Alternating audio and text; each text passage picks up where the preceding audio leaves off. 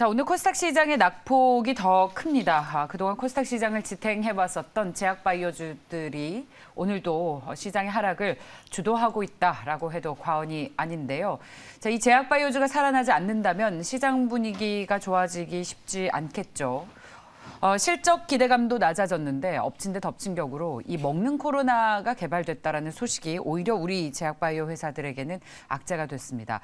자, 일단 심리는 이걸로 불안하게 됐습니다. 그런데 실제로 이것이 악재가 되는 것인지, 만약에 제약바이오사의 게임 체인저가 된다면 우리의 투자 아이디어는 또 다른 방향으로 가져가야 하는지 오늘 집중적으로 고민해 보도록 하겠습니다. 자, 인베스트의 인성익 고문 나와 계십니다. 고문님 어서 오십시오. 안녕하세요. 네, 안녕하십니까. 자, 먼저 그 먹는 코로나 치료제가 개발됐다라는 소식이 고문님께서 보시기에 정말 이 판도를 바꿔놓겠습니까? 게임 체인저가 되겠습니까? 치료제가 개발됐다고 게임 판도가 바뀐다, 그건 좀 무리하다 생각이 좀 들어요. 현재로서는 이제 아무래도 백신 쪽이 아무래도 주력이어야 되고, 치료제 쪽은 그 차후로 봐야 된다 생각이 드는 게, 우리가 뭐 독감 같은 것도 이제 독감 뭐 바이러스 이제 걸리면은 이제 약국에서 사다 먹지 않습니까? 그렇다고 우리가 백신을 안 맞는 거, 그러니까 독감 주사를 안 맞는 건 아니거든요. 그러니까 독감 주사는 사전 예방을 하기 위해서 맞는 거고, 어차피 이제 걸리게 되면 근데 치료제 쪽으로 해서 이제 우리가 치료를 하는데, 문제는 이제 치료제 가격이 너무 비싸다는 거죠. 거의 뭐 우리나라 돈으로 한 90만 원 정도. 그러니까 1회 치료하는데 아마 5일 정도 투약을 하는 모양이에요. 그러니까 완치가 될지 모르겠지만 완치될 때까지는 일단 드는 비용이 상당히 좀 많이 들죠. 근데 그거에 비하면 백신 같은 경우는 평균 가격이 뭐 우리나라 돈으로 한 5만 원, 6만 원 정도 선이기 때문에 그거에 비교해보면 상당히 좀 차이가 많이 나죠. 그러니까 우리가 쉽게 코로나에 걸렸다고 약국에서 사 먹는다, 그래서 치료를 한다, 이런 개념은 아니고, 아무래도 중증 환자나 뭐 그런 환자를 위해서 이제 치료를 하는 건데, 그렇게 된다면은 그게 뭐 어떤 그 시장의 판도를 바꾼다, 게임 체인저 역할을 한다, 그거보다는 좀 무리다라고 생각이 들고, 아무래도 지금 장 자체가 전체적으로 다운 사이클 쪽으로 좀 빠지려고 드는 어떤 느낌이거든요. 그렇다면 그런 쪽에서 이제 하나의 테마가 형성이 됐다, 이런 측면으로 보셔야 되는 게 맞지 않나, 이렇게 생각을 합니다. 그 와중에 지금 워낙 갑자기 시장이 많이 좀 빠지고 있어서 시장 전망을 잠시 해주셨는데 그 부분이 또 솔깃합니다. 이제 그렇다면 하락 국면의 시작입니까? 뭐 시작이라고 말씀드리기는 쉽지는 않죠. 왜냐하면 우리가 뭐 연초부터 지금까지 어느 정점을 찍은 다음에 빠질 때는 계속 뭐 좀 불안하다, 계속 그런 식으로 이제 뭐 3,300까지 올라갔다 우리 빠지면서도, 근데 언제 3,000까지 내려갔다가 또 반등해 3,200 올라가면서 계속 시장은 우리를 좀 불안하게 만들고 있고, 그거의 그 이면에는 아무래도 그 미국의 금리 인상, 그거와 앞서서 테이퍼링, 그러니까 돈줄을 억제는 거죠. 그렇다면은 아무래도 달러가 인상이 되고, 그 인상되는 과정에는 이머징 마켓에서 일단 자금이 빠져나가는 그런 과정을 거치게 되는데, 이머징 마켓 쪽에서 가장 어떤 확실하게 떠오르는 게 우리나라거든요. 아무래도 상당히 그런 쪽에서는 좀 빨리 왔다가 빨리 빠지는 외국인의 경향이 있어요. 그래서 그런 쪽에서 피해를 먼저 보지 않을까 항상 염려를 했는데, 계속 우리가 어떤 그 돈의 힘에 의해서, 유동성에 의해서 장세가 계속 치고 올라갔거든요.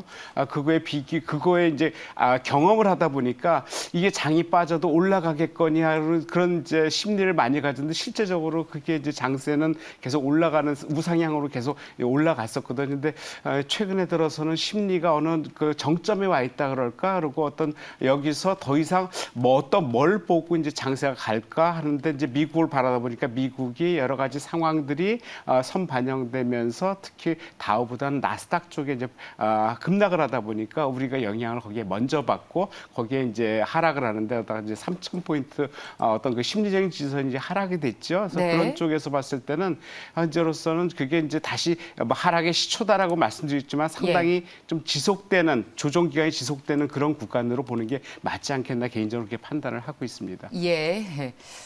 시장 얘기가 나와서 잠시 옆길로 샜습니다. 여러분 죄송합니다.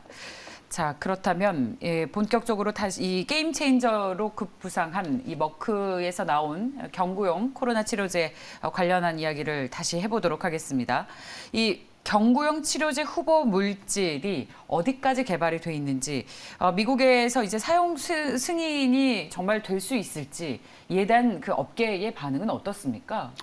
일단 전 세계적으로는 최초로 지금 나와 있는 거죠. 미국 FDA 이제 승인 신청을 기다리고 있어요. 아마 승인 될 거예요. 왜냐하면 미국에서 이미 선구매가 170만 회분을 선구매를 했거든요. 예. 근데 연말까지 1,000만 회분을 갖다가 지금 이제 내놓는다고 얘기를 하는데 실제 1,000만 회분이 많은 건 아니에요. 아는데 아무래도 뭐 그 중증 환자를 위해서 쓰기 때문에 그 정도면 일단은 좀 가능성이 있는 것으로 지금 보고 있는데 그렇다면 거기서 이제 미국에서 신청을 하고 아마 치료되고 아마 준비가 될 텐데 그거 관련해 갖고 이제 우리나라 주식 이제 몇몇 종목이 움직이고 있어요. 대표적인 게 이제 HK 이노엔이라는 이제 주식이 지금 움직이고 있죠. 그래서 이 회사가 이 회사의 어떤 유통에 대한 어떤 체결을 한 모양이어서 그런 쪽에 관련주로 떠오르고 있고 그 위에 뭐 녹십자 관련주도 지금 올라가고 있어요. 녹십자 같은 경우에는 지금 이 기존의 이 회사하고 항암제 기술 수출에서 한 2조 원대 거래가 있었어요. 그래서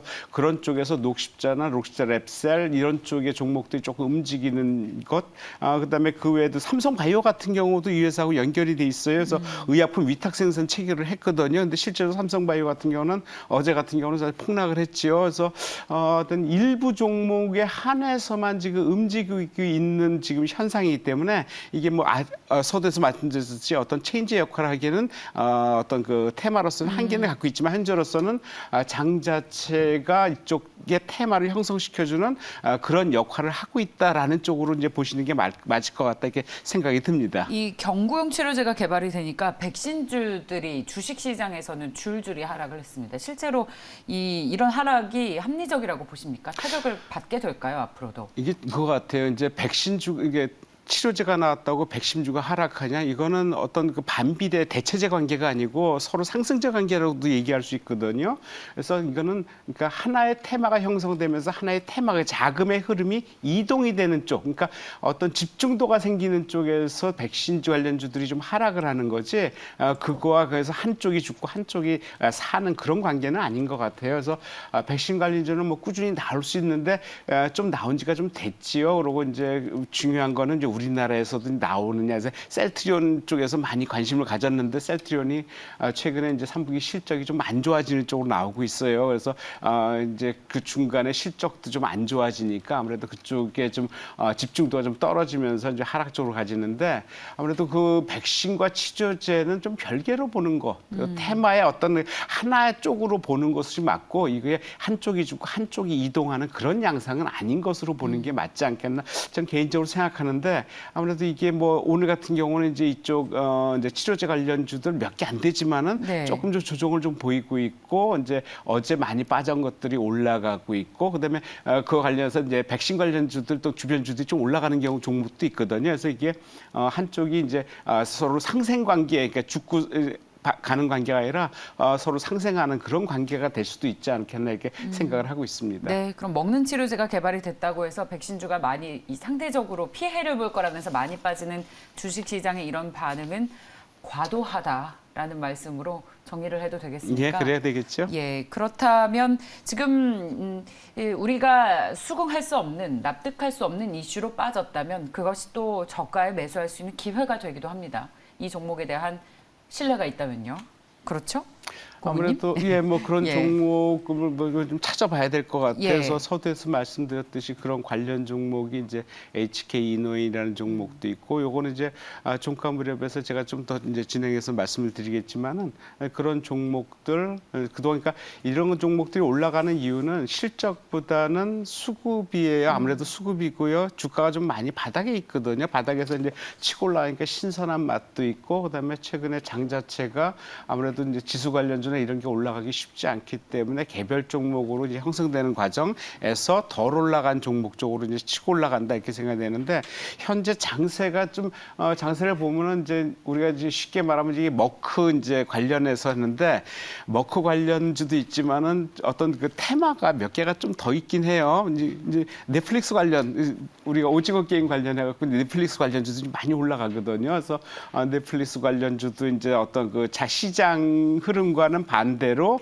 새로운 테마가 형성돼서 이제 올라가는 쪽. 그다음에 이제 리비안이라고 이제 제2의 테슬라라고 해서 전기차 관련주들 있죠. 그래서 그런 종목들도 틈새 시장을 이용해서 좀 상승을 하는 것 같아요. 그래서 전체적인 시각을 우리가 보셔야 되고 이 한쪽의 테마보다는 전체의 시각 쪽에서 장 자체가 다운 사이클이냐 정체냐 아니면 다시 리바운딩 할 수 있냐 그런 쪽에 관심을 가지고 전체적인 시각을 맞춘 다음에 그다음에 테마 종목으로 이제 형성돼서 가는 게 현재 시장을 바라보는 적절한 방법이 아닌가 이렇게 개인적으로 좀 판단을 하고 있습니다. 예, 그렇다면 마지막 질문을 좀 드리도록 하겠습니다. 지금 경구용 치료제가 부각이 되면서 제약바이오주들이 상대적으로 매력이 떨어졌다고 시장에서 인식을 하는 것 같지만 완전히 결이 다른 투자다. 그야말로 투트랙으로 가는 것이 아니라 함께 갈 수도 있는 그런 종목군들이다라는 말씀을 해주셨습니다.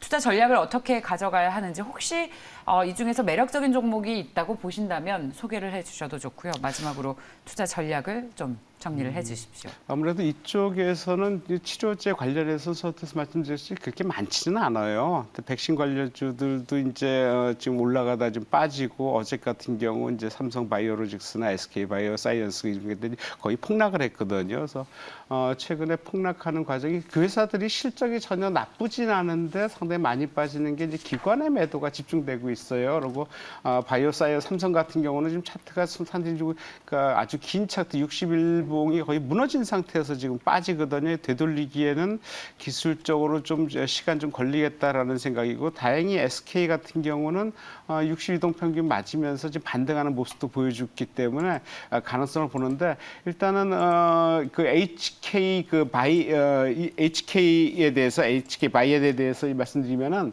이 회사가 지금 이 회사를 추천하려는 게 아니라 이제 그거 관련된 회사를 말씀드리려는데 이게 과거에 그 CJ 헬스케어예요. 우리가 뭐 어떻게 보면 헬스케어에 CJ가 들어가지고 낯익은데 이 회사가 2000년 초에 이제 한국 콜마로 인수가 됩니다. 이게 CJ에서 이제 끊어가지고 글로 이제 넘겨버린 거죠. 이제 헬스케어 사업을 접은 건데 이 회사에서 주로 나오는 게 우리가 최근에 그 컨디션이나 헛개에서 이제 숙취 해소제 있죠. 그런 그 상품들을 이제 내놓는 회사인데 그런 쪽에서 상당히 실적이 나쁘지 않아요. 작년 같은 경우에는 영업이익이 870억이 나는데 올해도 거의 그 수준 조금 못 미칠 수도 있겠지만 그 수준에서 HK 이노엔이 지금 형성이 되고 있는데 말씀드리려고 하는 종목은 이 회사의 대주주인 42% 지분을 갖고 한국 콜만 한번 관심 있게 보면 어떨까? 아무래도 테마주가 올라가서 테마 몇 개 안 되는 종목이 그때 어제 상한가 이 HK이노의 상한가 들어갔기 때문에 오늘도 좀 강세를 보일까 했는데 하루만 해도 꺾였거든요. 근데 내일 다시 올라갈 수 있는데 그렇다면 많이 올라가보다는 덜 올라간 쪽에서 보는 쪽으로 한국 콜만 한번 말씀드리려고 그러는데 이 회사는 화장품 관련 회사죠. CDN 관련 회사인데 예. 아무래도 코로나 수혜도 할 수 있고 그다음에 지분 관련도 받을 수 있고 여러 가지 상황 그리고 3분기 실적이 예상보다도 한 20% 업사이클 업으로 나올 것 같아요. 그래서 예. 그런 쪽에서 여러 가지 상황들이 나쁘지 않겠다. 그리고 주가 자체가 바닥이고 위드 코로나 이후에 여행 화장품 관련해서 좀 가능성이 있지 않나라는 쪽에서 한번 관심 있게 볼 필요가 있다 생각이 돼서 뭐 한 현재가 정도 매수 크게 무리 없다고 생각이 들고 예. 목표가를 설정한다면 한 5만 5천 원 선이면은 기존에 하락할 때 매물대가 있어요. 그래서 네. 매물대 직전까지도 충분히 가능하다 생각이 듭니다. 네, 자 말씀 여기까지 듣겠습니다. 자 인베스트 자문의 인성희 고문과 함께했습니다. 말씀 잘 들었습니다. 감사합니다.